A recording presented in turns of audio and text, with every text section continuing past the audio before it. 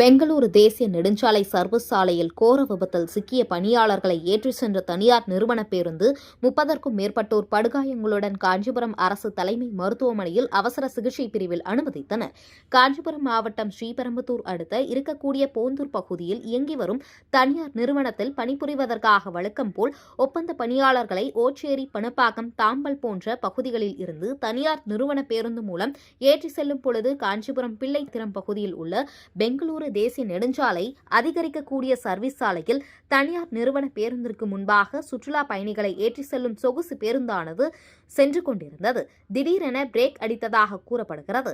அப்போது பின்னால் வந்திருந்த தனியார் நிறுவன பேருந்து கட்டுப்பாட்டை இழந்து சொகுசு பேருந்தின் மீது மோதி விபத்துக்குள்ளானது. இந்த விபத்தில் பேருந்தில் பயணித்த 40 ஒப்பந்த பணியாளர்களின் 30க்கும் மேற்பட்டவர்களுக்கு தலை, கால், கை போன்ற பகுதிகளில் பலத்த காயத்துடன் காஞ்சிபுரம் அரசு தலைமை மருத்துவமனையில் அவசர சிகிச்சை பிரிவில் அனுமதித்து சிகிச்சை பெற்று வருகின்றனர். இச்சம்பவம் குறித்து தகவல் அறிந்து வந்த காவல்துறையினர் விபத்தில் சிக்கிய நபர்களிடம் விசாரணை மேற்கொண்டு வருகின்றனர். மேலும் படுகாயமடைந்த ஒப்பந்த ஊழியர்களை உறவினர்கள் பதற்றத்துடன் கண்ணீர் மல்க மருத்துவமனையில் உள்ள பணியாளர்களை பார்த்து வருகின்றனர். காலை பொழுது பணிக்காக சென்று கொண்டிருந்த நபர்கள் விபத்தில் சிக்கிய சம்பவம் பெரும் பரபரப்பை ஏற்படுத்தியுள்ளது.